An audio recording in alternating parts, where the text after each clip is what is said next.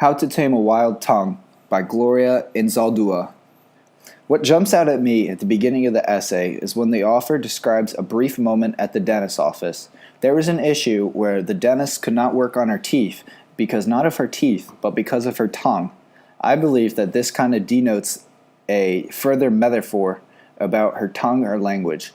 She also refers to other memories from her childhood to her elderly life that had a significant impact on her identity, with some of those memories leaving deep scars that have not healed yet. As the text continues, Gloria begins to explain some moments in her life where her background has given her some struggles in her life, especially with her identity.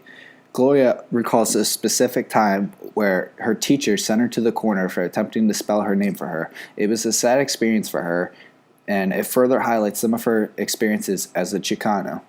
A Chicano is also known as a person of Mexican origin or descent. I believe Gloria reveals this because she wants the readers to understand who the real Gloria is, and that they have to see through many different layers of language and also prove her struggle with her identity.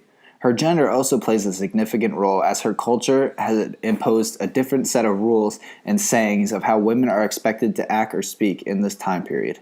Being a Chicano in a society where they are constantly being looked down upon can be a struggle for many. Chicanos can't identify as English or Hispanic speaking people because they're located somewhere in between, as a good mix of both cultures. This can prove to be struggles for Gloria to deal with as she's growing up. Because Chicano students are both Mexican American, they have different cultures that influence their dialects, therefore they speak differently. Gloria, who we mentioned earlier, is a Chicano. She is a proud Chicano, and she mentions a story in the text where she goes off the curriculum while teaching some Chicano students English. I believe that's clear evidence of how she is proud of her heritage and being a Chicano. When taking a step back and analyzing the text as a whole and not just a specific portion of it, the author really wants you to focus on her take on language and identity. The essay also goes on to describe the Chicano people that live on the U.S.-Mexico border. It also continues on to describe how the European conquest had many influences on the natives of the border, such as spiritual, socioeconomic, and political.